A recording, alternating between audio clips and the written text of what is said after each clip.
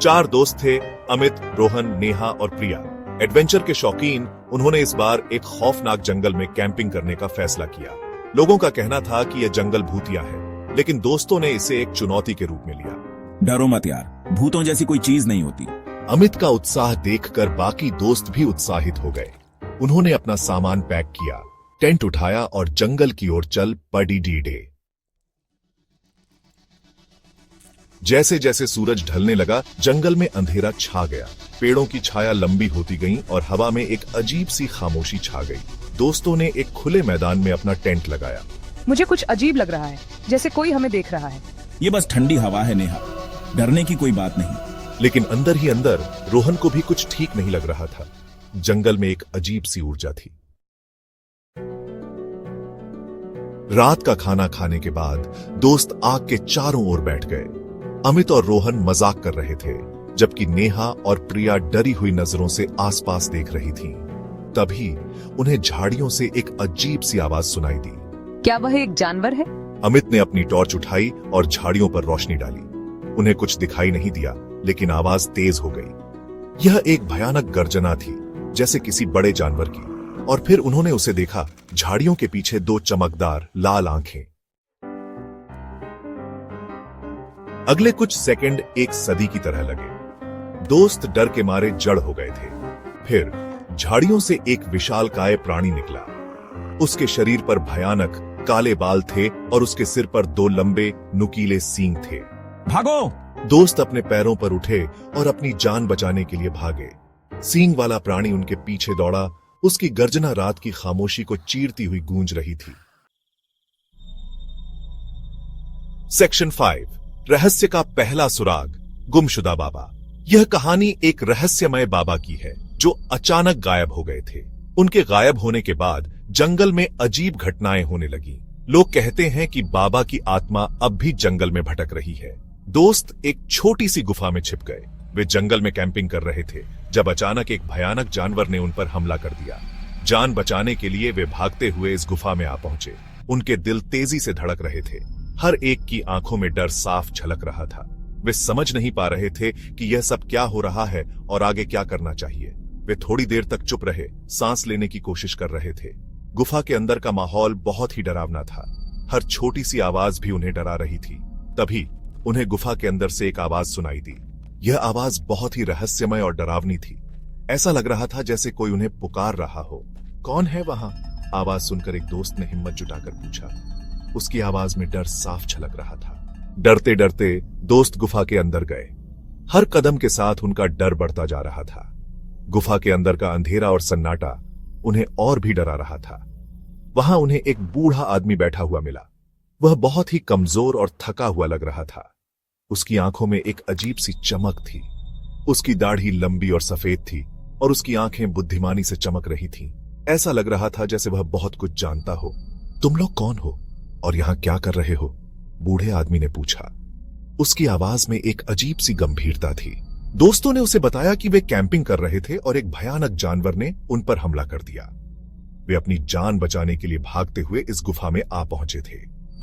तो तुमने सींग वाले भूत को देखा होगा, बूढ़े आदमी ने कहा। उसकी आंखों में एक अजीब सी चमक आ गई थी। सींग वाला भूत? वह क्या है? एक दोस्त ने डरते हुए पूछा। उसकी आवाज में डर साफ झलक रहा था। यह इस जंगल का रक्षक है, बूढ़े आदमी ने कहा। उसकी आवाज में एक अजीब सी गंभीरता थी। कहानी यह है कि वह एक बाबा थे जो यहां रहते थे। वह बहुत ही ज्ञानी और धार्मिक व्यक्ति थे। लोग उनकी बहुत इज्जत करते थे।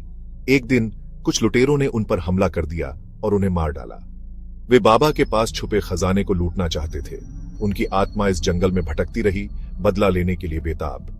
लोग कहते हैं कि वह अब भी इस जंगल में भटक रहे हैं, अपने हत्यारों की तलाश में। लेकिन हमने जो देखा वह तो कोई जानवर लग रहा था, भूत नहीं। उसकी चाल ढाल, उसकी हरकतें, सब कुछ किसी जानवर जैसा था। हम सब हैरान थे और डर भी रहे थे। क्या यह सच में कोई भूत हो सकता है या फिर यह हमारी आंखों का धोखा है? चीजें हमेशा वैसी नहीं होती जैसी दिखती हैं। अंधेरे में हमारी आंखें हमें धोखा दे सकती हैं। कई बार हम जो देखते हैं वह असलियत से बहुत अलग होता है। इस जंगल में भी कुछ ऐसा ही हो रहा था। बूढ़े आदमी ने रहस्यमय तरीके से मुस्कुराते हुए कहा। उसकी मुस्कान में एक अजीब सा रहस्य छिपा हुआ था। ऐसा लग रहा था जैसे वह कुछ जानता हो जो हम नहीं जानते। उन्होंने बताया कि वह खुद इस जंगल में रहने वाले एक साधु हैं। वह यहां कई सालों से रह रहे हैं और इस जंगल के हर कोने से वाकिफ हैं। उन्होंने हमें बताया कि इस जंगल में कई रहस्यमयी घटनाएं होती रहती हैं और कई सालों से इस सींग वाले भूत के बारे में सुनते आ रहे हैं। उन्होंने कहा कि इस भूत की कहानियां यहाँ के हर गांव में मशहूर हैं।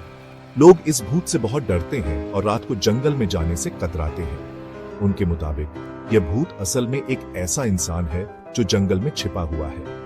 वह दिन में कहीं नजर नहीं आता, लेकिन रात होते ही वह बाहर निकलता है और लोगों को डराता है और जानवरों की खाल पहनकर लोगों को डराता है। उसकी यह हरकतें लोगों को भूत का भ्रम देती हैं। वह जानवरों की आवाजें निकालता है और अजीब अजीब हरकतें करता है। दोस्तों को यकीन नहीं हुआ। वे सब एक दूसरे की ओर देखने लगे। क्या यह सच हो सकता है? क्या कोई इंसान इतना चालाक हो सकता है कि वह भूत का रूप धारण कर ले? क्या वाकई कोई इंसान इतना क्रूर हो सकता है? क्या यह सब सिर्फ एक धोखा है या फिर इस जंगल में सच में कोई भूत है? यह सवाल हमारे मन में गूंज रहे थे। यह रास्ता सीधा गांव की ओर जाता है, लेकिन सावधान रहना, सींग वाला भूत तुम्हें रोकने की कोशिश करेगा। बूढ़े आदमी ने दोस्तों को जंगल से निकलने का रास्ता बताया।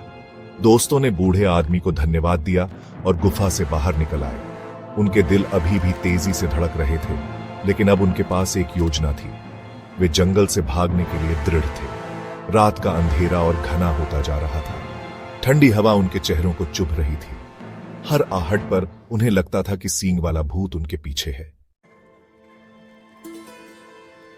अचानक उन्हें फिर से वही भयानक गर्जना सुनाई दी। सींग वाला भूत उनके सामने खड़ा था।